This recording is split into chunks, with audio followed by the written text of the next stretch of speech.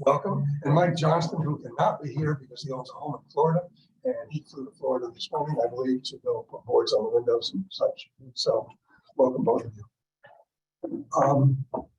I want to bring something up. Lisa sends out a memo or an email or something every single month to announce the meeting and include the packet and everything. And it would be a lot easier on her if you would reply. I know some do and some don't. So trying to put a quorum together, know who's going to be here. If she knew the day ahead of time that you're not going to be here and she needed a quorum, she'd be on the phone and ask if you could or whatever, right? Okay. Anyway, if you could just try and reply and let her know. Appreciate that. And the last thing I have is today our president's tomorrow morning, very early in the morning, he leaves. For how long? 2 weeks. 2 weeks. Go see my daughter and son-in-law and two grandsons who live in Japan. My son-in-law is a surgeon in the Navy. So I went through I had to register on 3 different websites last night, and they approved me. So You're just getting back into the US, right? yeah. Well, you didn't tell about where you were flying. Yeah. Well, I last night I went online and watched the flight that I'm taking tomorrow, and it goes up over, it leaves Boston. It's a direct flight. It goes up over Saskatchewan and down the coast of China and Russia. But it's 14 hours. Well, no, 13 hours and 55 minutes, but I'm not counting. Those of you who know me, 99. yeah, those of you who know me know that it's going to be the most difficult part will be how do I sit still? So I'm going to do the budget. Lisa needs the budget for our next meeting, and but no, I Okay, did. so there's 2 hours, Yeah. right? I did get my doctor to give me Xanax, so and if necessary. Yeah. Okay, new experience, but it's a little out of my comfort range. I joke that I've been to Canada. No, I've been to Germany and France too. Not a world travel. Yeah, so we're going to skip the minutes because it needs approval. We don't have people here, and we'll move right on to the president CEO report. Great. I just emailed Rachel to see if she could join us, but yeah, I asked her if she could join. Oh, okay. Well, we've been busy. We have, I just handed out 2 items, or 3 actually. One is an economic profile that we have put together in partnership with the Center for Economic Growth, which CEDC is a member of. It's a regional economic development organization serving 11 counties to the north. I served for 8 years as its president. And also we're members of Patterns for Progress, as you know, and they represent the 7 counties to the south. It's interesting data. I'm waiting for the calls because there's like 6 sets of data out there. There's the 2020 census data. There's the 2021 American Community Survey data. And so someone may look at this and say, well, I saw where we have 60,922 people, but it's a good snapshot and it gives you some relative relationships to where we are. Our newsletter that will be coming out in October, we'll show that the median sale prices settled down around 390 and had jumped as high as 420. That's a monthly snapshot of housing sales. So if there were a couple of properties that sold at very high ends, it drives that average up. But it was $240,000 in 2019. Our unemployment is at 2.8. We are tied for 3rd place behind Hamilton County and Tioga County, and we're tied with Saratoga and Yates County. So we're in the top 5 counties for the lowest unemployment.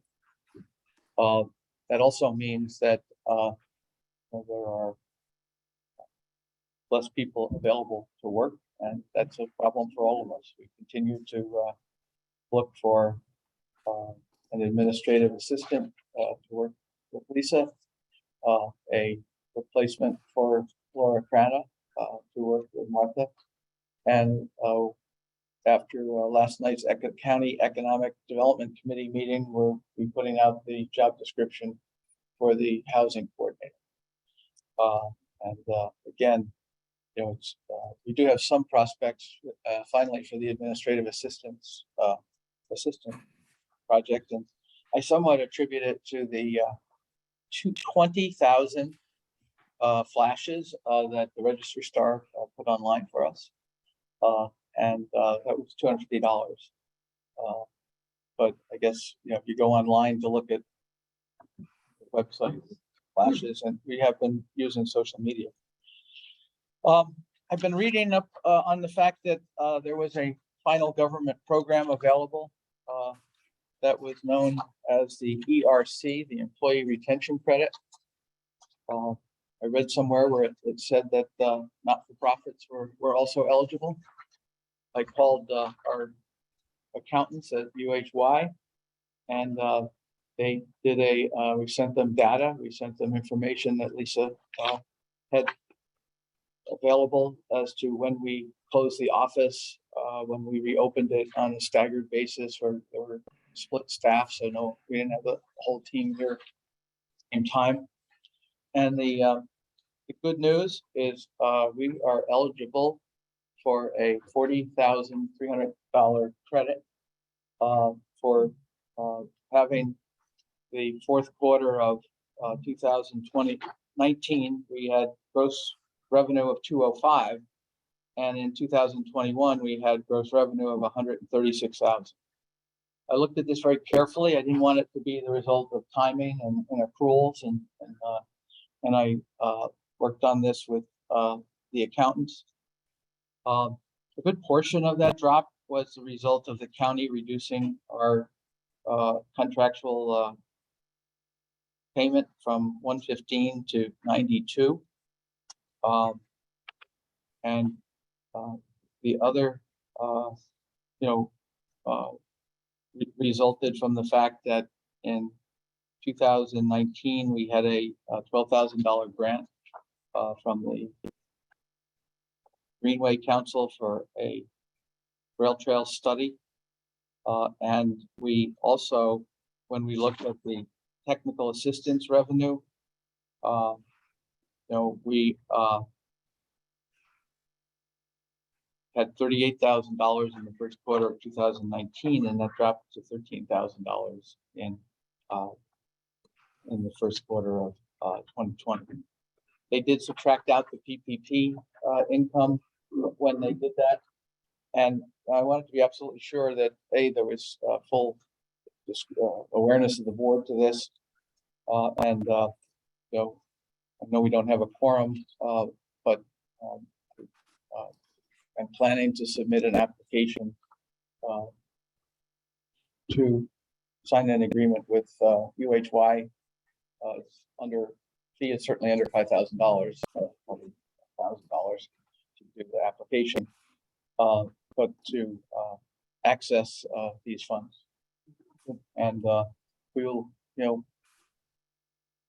we're starting to segregate funds more, which is not uncommon when you have various grant monies, and I think we will put this in a special line item on the balance sheet so that we can decide how we will use it going forward.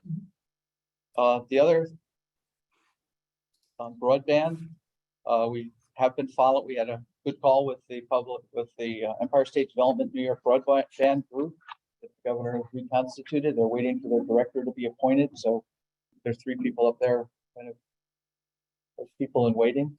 Yeah. They were very gracious, but didn't have many answers. We did connect with the Public Service Commission, who has been charged with the governor to update all mapping. I think I reported previously that when we took the 1,250 addresses that our consultant identified as not having broadband service, which was vetted by the towns that had broadband committees. It was vetted by the providers, and that we put those addresses into the Public Service Commission's tool, where you can put your address in to see if you have service or not. And while they show 1,250 addresses in Columbia County as well, plus or minus, there's a 73% discrepancy between where we say there's service and where they say there's service. We had a call with them. It started out a little bit abrupt, on edge, until they realized we weren't here to put plug lights on them. We were here to figure out how to get the mapping correct and the data accurate. They've asked that we go back out in the field with their list and validate in more detail why we think our list is right. We've talked with our consultant, MC Fiber, and they have put together another proposal, and the proposal is for $15,000. They had originally given us a $30,000 proposal for the rest of the year, but again, remember, we went to $1,000 a month until we found out what we needed them to do next, and that is up in September. They did the last payment. And we are proposing that the board approve a $15,000 contract to do the work specifically requested by the PSC as part of the getting the mapping accurate. Dave, did you have any? You kind of nailed it. Comments about it? Although there's roughly 1,200 homes on our list and on their list, some 700 of them are different. Right. They're showing. Now, the good news is we have a KAZ map, K-A-Z map, that shows we use the same database to get there. So it has red circles where we think there's a gap, yellow circles where their list shows a gap, and red circles with a gold band around it where we agree. And when you look at where they have 100 addresses in Greenport as an example. Well, Greenport is totally served. I mean, there's no question about it. Now, you might not have wanted it. You might not have connected to it. And they also have definitions that are a little different, perhaps, because if you can access wireless, They didn't explain that well either. if you can access wireless, but again, we're not, we want to get the list right. And I think once they realize that, this wasn't an attempt to, put them on the spot in the media or in some other context, and I think the sooner we can get back to them with the data. So that's why if we're working with the county and they would like to roll the reimbursement into next year's broadband grant. And, we said that would be fine. Approval of the board, but we're not going to get that. So what I'm going to do is I'm going to authorize the first $5,000 of it, so he can get started, and then we can go from there. We are moving along with our housing role for the county. There was an article you may have seen, which I just passed out in the Columbia paper, that we worked pretty extensively. We spent a lot of time with a freelance reporter, an attorney from a major law firm in New York City. I think she may be semi-retired. I thought she did a very good job explaining what our role and objectives were. The county is excited. We are going to post as I just mentioned, the job description now that we've had it vetted by the Board of Supervisors. I'm working with Chairman Morrell. He will appoint a 8 to 12 member advisory committee or task force, he calls it. What I have suggested is that we not over slot to that task force people who are resources. For instance, the the executive director of the Columbia Green Board of Realtors, the executive director of the New York State Housing Resource, Rural Housing Associations, representative of Patterns for Progress. I'm going to create a separate group of subject matter experts and resources so that we have community representation on the task force, not people who are there because it's part of their day job. And the chairman liked that idea. He is going to appoint Supervisor Ron Knott from Stuyvesant and Supervisor Brenda Adams from Canaan. Brenda was the former executive of Habitat. And Al, who has taken her position, Al Bellacella Chia, who he's going to be one of these resource people rather than taking it. You want their expertise there, but you don't just want people who are in the arena. And but we want to be able to access their information. We will be receiving, it's a 3-year contract, $250,000 a year. And so we will be receiving those funds as well. Again, I want to put those funds in a separate line item and draw on it monthly as an accrual to cover the cost of the staff person. So we don't end up in a situation where you can't demonstrate that the money was used for the purpose that the county authorized.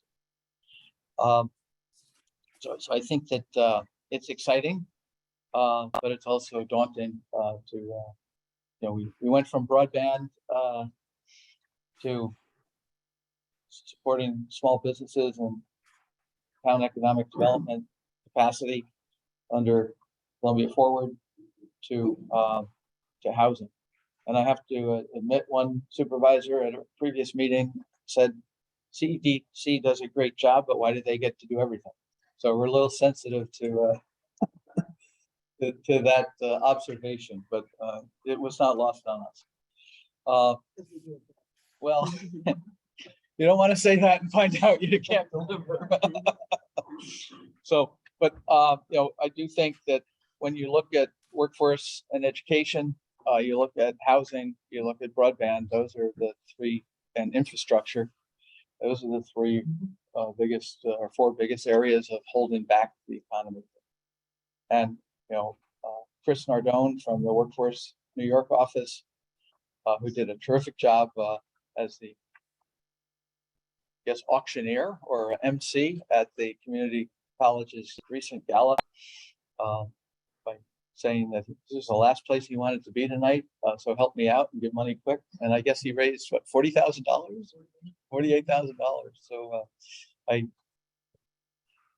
shared that with the supervisors and congratulated him last night. But I would also like to have Jessica give us a brief overview of her efforts, not only with Columbia Forward and our partnership with the Chamber, but some of the other activities she's been working on with the Hudson and Columbia County IDAs. Sure. So I'll start with Columbia Forward. It's been a pretty active month. Martha has been great. So far we have $65,000 loaned under Columbia Forward, and $6,500 in grants out. I think, Martha, you have a handful of other prospects that you're working with, teeing that up. So I suspect there'll be a lot more.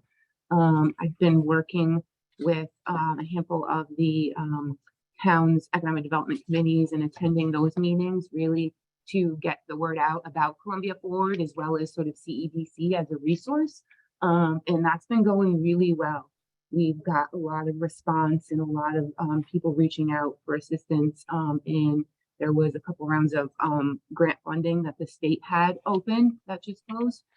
So we were working pretty closely with the towns on some of those applications and giving feedback and reviewing those. So that's been pretty successful so far and pretty active. Unfortunately, we did have a workshop that was scheduled under Columbia Forward. It was for sales tax. But we didn't get the turnout that we needed to keep it going. So we ended up canceling it. We're really focusing on pushing out. We have one coming up on October 11th, no, 12th, is it? I think it's October 12th, on HR topic. Human resources is the topic. So we're really focusing on trying to get the word out there on that event. It's a quick workshop. I think it's about an hour and a half, really to be able to connect businesses with certain topics, people in certain topics, experts in topics, so that they are given an opportunity to ask questions. And they'll, I think it'll be a good format. We just need to get the word out. I don't think we gave ourselves enough time initially for the first one in September. With summer ending, I think it just was maybe not the best time. So so far, I think we've got I think the chamber, Columbia County Chamber, said that they've got 4 people registered so far. So really pushing to get that out there. One of the supervisors last night asked if we could tape them. So either live stream them or have them on a library. So if small business owners who don't have the time when it's being presented can participate later. That's good. Do you know how many municipalities ended up completing the New York Forward grant? So far, we have aware of 4. There's Village of Kinderhook. Got New Lebanon, Copac. There was one more. Canaan. No. I- Yeah, but again, it's what the New York Forward program is a mini DRI, and this, when Mike Yevely, we arranged for him to tour Copac last year, he looked around, he said, yeah, they need money, but they couldn't spend $10 million. So he went back and convinced the state that they should have smaller grants. And, I think, again, we saw the Copac, they sent us, we worked with them, we had several calls with their consultant. They used Margaret Irwin from River Associates in Troy. She does an excellent job. We think that obviously, kind of like when Hudson got the first DRI, the first attempt, they got it on the second application because you learn from that process. But we also have CFA applications, very strong CFA applications without violating the confidence of the regional council's 20-point scoring meeting. We did fairly well on the projects that Columbia County submitted. And, we continue to have a large number of projects with the Hudson IDA and what we believe is the county IDA. And on the Hudson IDA, maybe just a brief discussion of their new criteria. Yeah, so they've worked over the last couple of months on taking a look at actually strengthening the way they evaluate IDA projects or potential projects to determine, are they eligible and what are they eligible for? So, and really to ensure that they're not as of right benefits and that they'll actually say, what's the benefit to the community for the IDA providing tax incentives to this project to induce it. So with that, they sort of approved project evaluation matrix, which really assesses a project. And then they have recently looked at and approved at just their last meeting their uniform tax exempt policy, which states here is sort of the criteria and what projects are eligible for outside of a deviation. So it's more structured. Now what we're working on right now is revising their application and all of their policies and looking at the website to be able to incorporate these changes into the rest of their documents in their operation. So it's been pretty active. I think that they've made some really great decisions in how to really encourage projects to do more for the community in order to receive the benefits that they're going to get. And it's not, at first, we were concerned that it was going to be a scoring matrix because, you know, if you got a 79 versus an 80, they wouldn't do it. I mean, and you can't have that. It doesn't allow for the independent members of the board to reach their own conclusion, because someone under this matrix could say that what a particular developer is offering is terrific. Someone else could say it's not, and you have to find a consensus as you vote for those things. You know, I think when you hear how much we're doing for these IDAs, I think we have to keep in context that we currently get a $10,000 annual fee, but SC7 project is scheduled to close in October, as is the first Galvin housing project.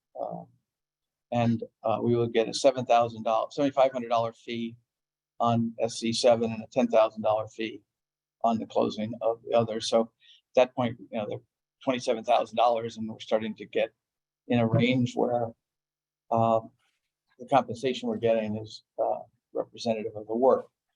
Jessica's also working with them on revising their annual fee. Right now, their annual fee is 0.1% of the assessed value of the project. You know, that if the assessment goes up over the 10 years and the developer doesn't challenge it because they're under a pilot agreement and they have a fixed payment to begin with, that fee could go up, you know, from the initial assessed value to anything the assessor wants it to be. So we don't think that's necessarily fair. So we're looking at some alternatives where it might be the original would be 0.1% on the initial assessment with a 2% escalator. So, you know, it caps out, and, you know, if the assessor raised it from 2 million to 6 million, all of a sudden the fee is not going from 2,000 to 6,000 with no demonstrated extra work involved. That will result in us wanting to renegotiate our contract with them next year so that those annual administrative fees become part of what we're getting because of the additional work that the new criteria will require to ensure compliance. But, you know, it's a good gig. I also met with Misty McGee, who has been hired by Hudson Development Corporation. And you remember Sheena, they have not had an executive director since Sheena Salvino left 3 years ago or more. And they now have $3 million in the bank from the CAS sale. So they're trying to find their niche. I think that, you know, I think we've convinced them that there's not really a need for another loan fund. We have more than enough money to lend. You know, there are grants that the city has asked us to administer because they didn't have a staff that perhaps in the future the city might decide to have them do. But I think based on some of the history there, it's going to take a little bit of time for the city leadership and the HDC leadership to get back in sync. And in the meantime, we're happy to continue to provide services. I think one area that they had changed their mission or refocused some of their mission on their strategic plan is their role in workforce education. Is that an area, Martha, that Martha serves on their board? And but Chris Jones and Misty came in, and we've had a great meeting. I've sent her a lot of materials. She comes from the fashion industry out of New York City, but very bright and enthusiastic, and we look forward to working with her. We also have given you a Skill the Gap flyer, and this started 2.5, 3 years ago with Dr. Drummer and Peter Taylor from Berkshire Taconic.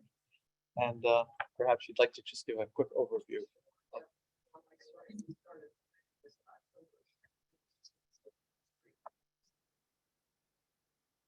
Is bringing together some key leaders to talk about, you know, the economic situation in our area and how the college can meet the needs. So we start off with today with the president of the Williams. And then that's followed by a plenary session with Adam Bosch, who is the president and CEO of Pattern for Progress. And then we have a panel discussion that I think is gonna be quite interesting, featuring 4 people from various. We have Dr. Gladys Cruz, who's the superintendent of schools, serving the 13 high schools that come to Green or serve. We have Chris Mardell, who I mentioned before. Jackie Sullivan, County Undersheriff, and then we have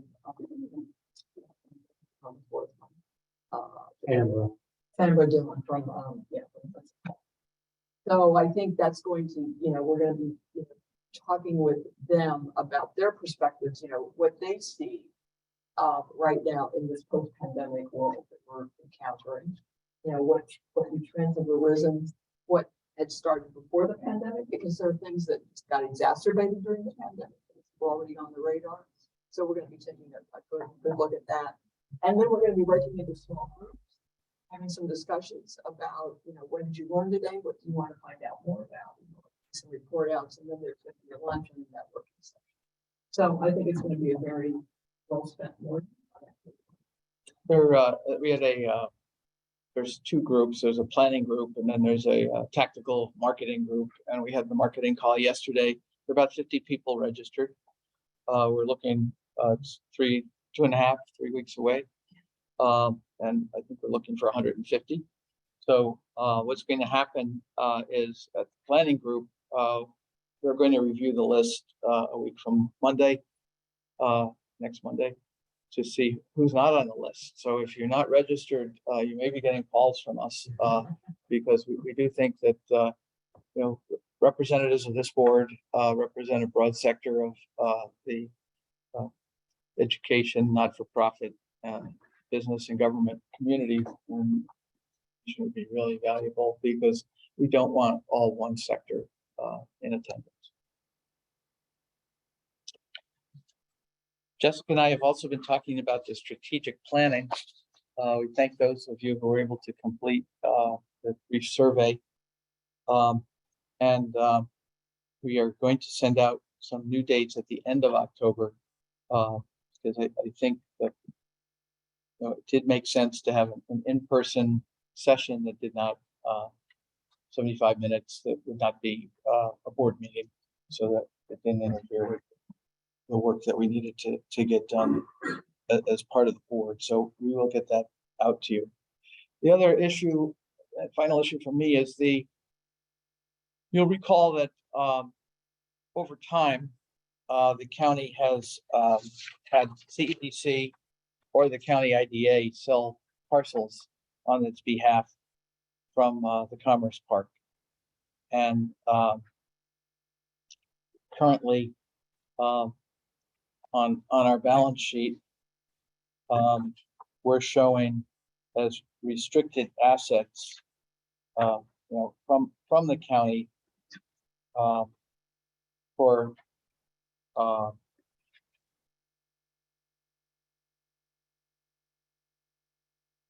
land that we received from the sale of 2 parcels.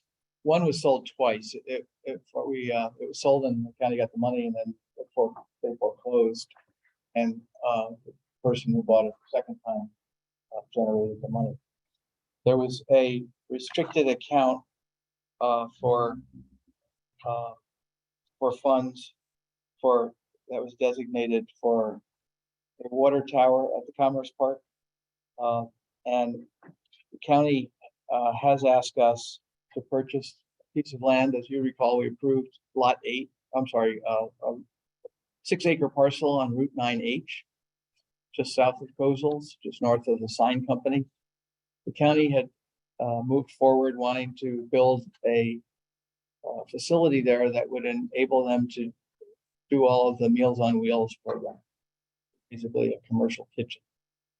Some of the supervisors, when it came up for a vote, said, well, shouldn't we be evaluating all of the county facility needs and perhaps build a larger facility there that could support more than just the kitchen?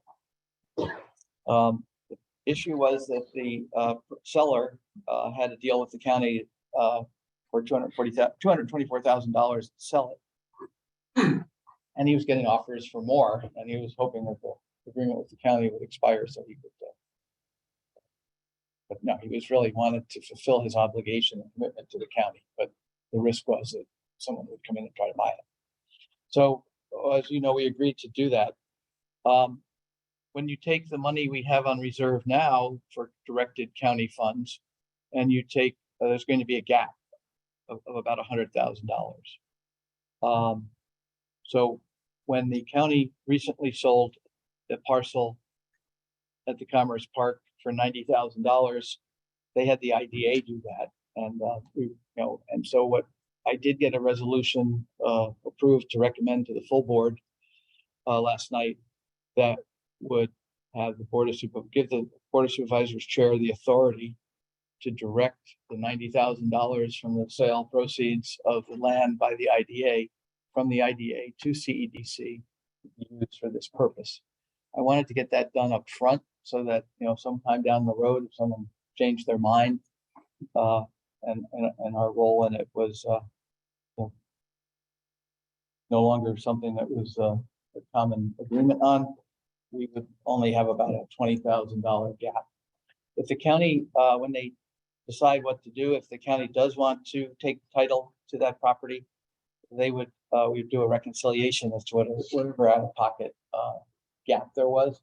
I don't mind having a $20,000 gap with our working capital, but I wouldn't want to have $110,000 gap. So this will make sure that we're protected in the event that the county, if the county buys it, they're going to pay the net as what we have out of pocket. If they don't buy it and put it on the market, I think we will do the appraisals at 240.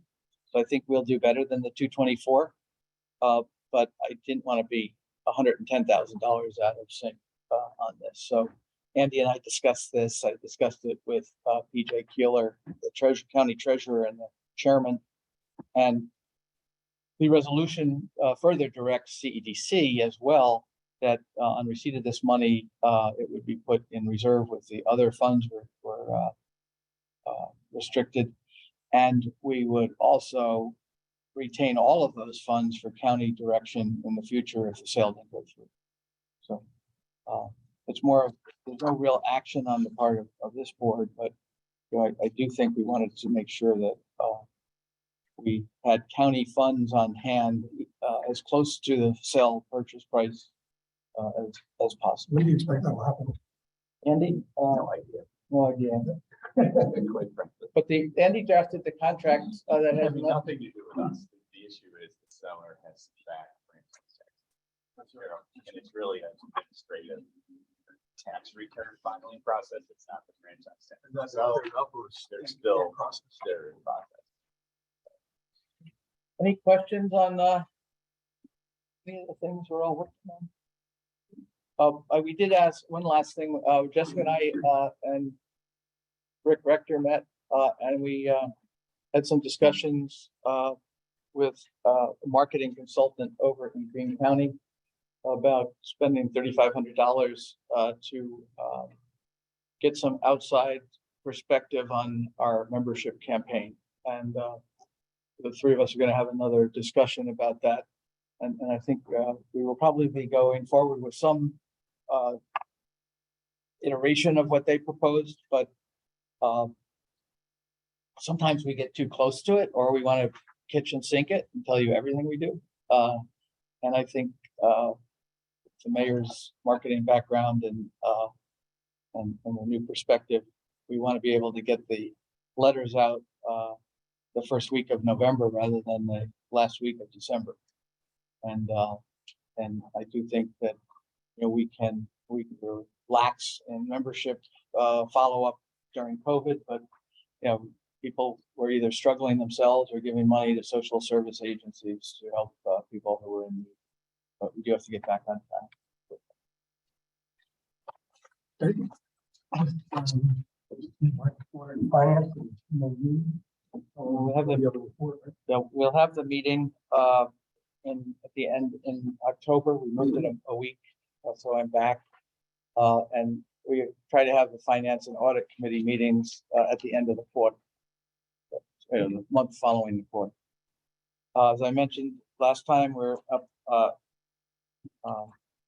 over $4 million in assets. And that's primarily due to the increased funding from the loan fund. And we did draw down an additional $200,000 of SBA money that had been approved. And have we heard on the approval of our next year's grant? What? Are you talking about the grant? Yeah. CTA? Yeah. Yeah. Okay. Yeah.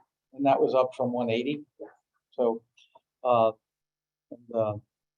So, and Martha also had a excellent visit. It was virtual, but they reviewed. The SBA comes in every year and reviews our select files to see kind of an audit. And I think they had one or two things that you could laugh. I mean, I wouldn't say you'd laugh at, but they're very minor, Michael. What was it was more best practice for next time. It wasn't any. It's a catch. They want that in all of our. Yeah. So,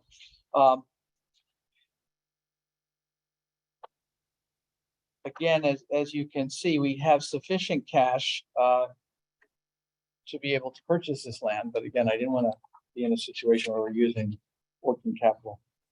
On the P&L, you can see we've received $139,000 more than last year from the county. That's primarily due to the $100,000 they have sent us for Columbia Forward. We just received the second, actually the third check. They paid two checks at once in June. We just got the check yesterday for $50,000 for the third quarter.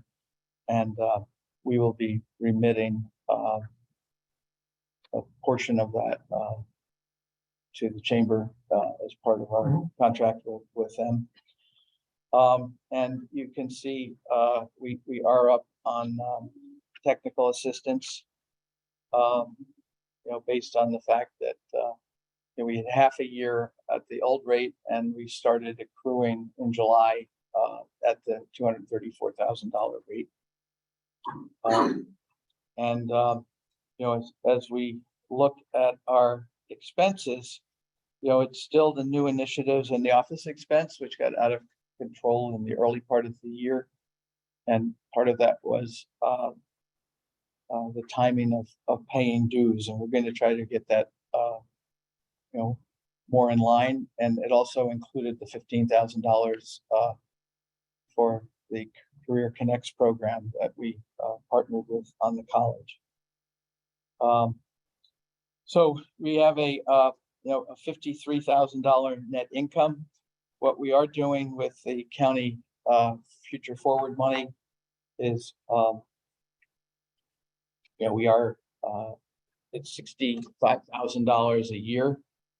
And what Kat and I have set up with the approval of the accountants is, dividing that so that we're moving $5,400 a month from the reserve account. And so I didn't want that slug of money coming in and confusing you that we had all this money in the bank, but we haven't earned it yet because we're using it to pay salaries.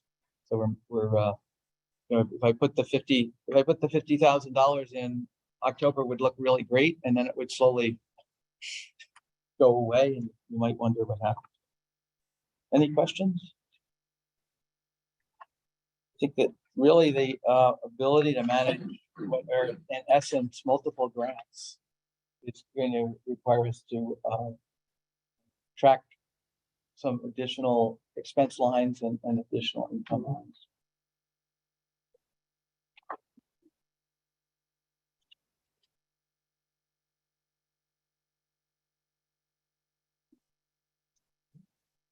So that normally requires action, but without a quorum here, we will move on. Executive committee did not meet, there would meet. The same with governance and nominating, but I'll ask Sarah if she shares that if she has anything. Nothing but any progress on the charter review? And, Yeah, I have to finish that. okay. I can share that. Just want to make sure we.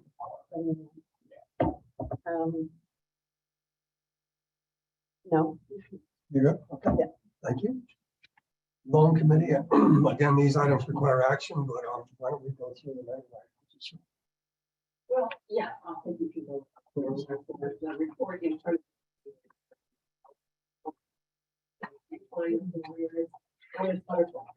And we are all caught up. The other one is hotels, and you made the call last month, the board voted to transfer the balance of that loan from the FDA loan fund to the CEDC loan fund, which we did. And I made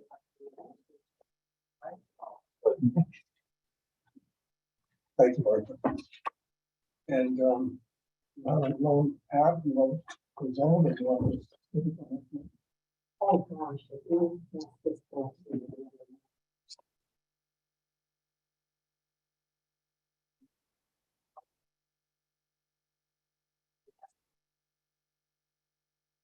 How much is the loan for? What's the talking about? Yes, so what's the threshold below 25? So maybe 24. 24,999. Well, I think what we have to look at is, there was unanimous vote of the loan committee. I think what messed us up here is the governor, without much notice, changed the rule on the Zoom. And, to do it where it was 1 day notice. Kind of put us all at a disadvantage. And I think that, they're requesting, I do think that if it had come in at 20,000 or 22.5, the committee had the authority to review it. The fact that we can't approve it here, I probably would do 24 instead of 24,999. Yeah, I mean, we would just need committee for the loan committee. We can't vote. If the loan committee voted on it at 20, up to 25. Right. No, oh, the loan committee was fully behind the loan. I mean, there's no question about. We can't reduce the amount from what they approved. I mean, this, No, you can't formally do it here, It said up to 25, so it wasn't. Yeah, Was it I mean, specifically if the 25? applicant was willing to accept 24, Yeah, we should. then that would be within. They the go province- back to the committee. Well, it'd be within the province of the loan committee. So you have Let's go to back to committee first. Well, I'm saying if the applicant's willing to accept 24 as opposed to the other than. Right here. Then I think we could ratify it at the next board meeting and give them an additional $1,000. They are getting the 2,500 in the Yeah, Columbia We're Forward gonna grant. Columbia Forward grant. So we had a motion here. No, you can't get the motion today. Okay, So that's true. I think we just need Martha to go back to the applicant and explain it. it revised their application in an email. And we'll do Just had a quick committee meeting. And then because we are gonna, if the intent is at the time to go to 25 in the aggregate, we would ask the board to ratify that at the next meeting. First time, by the way, that I've ever seen this happen. All right, so you're all set? Not under your leadership, Mr. Chairman. Another committee that did My not- my time sheet's coming up for approval. That's why Mike is no quorum. Yeah. Workforce education also did not meet, but Dr. Drummer's here. Okay. Well, the excitement, this coming Saturday, we have graduation celebration for the Career Connections program. So parents are gonna be there. should be really quite a lively celebration. Happy about that. And we also are in line to get a $5,398 grant from SUNY to support electric vehicle and hybrid certification. Auto tech. So really, really happy with that. But there was the reason that the numbers so wacky is because there was some algorithm that the treasurer of SUNY used. So, you know, when we all applied for this money, SUNY got $60 million. And the community colleges captured 42 million of that total, which was great. Yeah. And it's focused completely on the workforce. So anyway, there was some algorithms based on your graduation rate. Who knows? So and my one very good news, but it's really. And I'm not sure have we met since you had the visit from the speaker? Yeah, we Yeah, met like okay. last month. Yeah, Yeah. the $1 million coming. Seems like it was yesterday, but Speaking of that, though, I noticed, you know, in the story that Jeff Lyons wrote, that the need, you know, is going to be, you know, constructing and preserving current units. So I'm just something to put in the back of your mind about how the colleges or construction technology students can help with that. well, and the other interesting thing is the Rojan housing group is looking to apply in partnership with RUPCO for a grant to move forward with the fund joining housing units, where you would put a small unit on your property, and these tiny houses that you're working on. And I think I sent the article to you from the North Country, where the college there is building these tiny homes for people, or selling them to them. And so, you know, it would enable you not to have to take them all apart. So the next class could put them all back together. And then use the proceeds to buy the materials if you can get them. And I think, you know, as we've talked before, because of the lack of infrastructure, the only 6 sewer districts in the county, and the health department not really willing to let you put more than 4 units on septic. That, you know, restoration of existing housing stock is going to be a key component of this. Unfortunately, Chris Nardone yesterday at the Board of Supervisors presentation, you know, indicated that, you know, the 80 to the $40,000 to $80,000 a year income families are leaving the county because there's nowhere they can live. So if their lease is up, and you know, Greene County is just as bad, and I'm sure, you know, you go south of here, it's not really clear where these folks are going. And you know,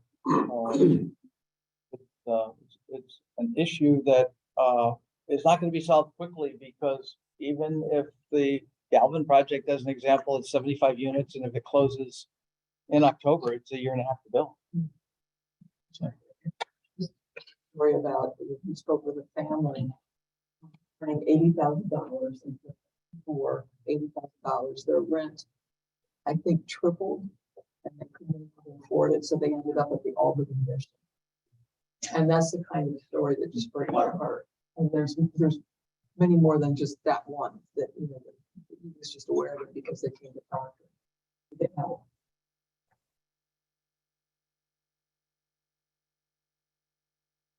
Thank you. Anybody else? Then we're done. Then we're from the public. Motion adjourned.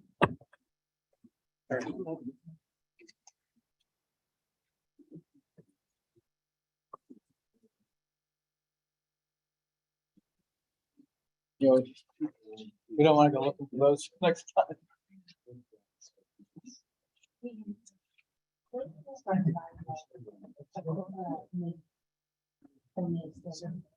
What's going on? Yeah. Mike has got his tentacles everywhere. County seems to. That would solve a lot. Where if they can outline it all, and, you know, is that against the law? Like, is there some law that says they can't do that, or is it in the bylaws? Yeah, I think it's actually. and said there has to be an in-person But, discussion meeting. Okay. But they might get more money if it's. Just trying to- I like that. Yeah.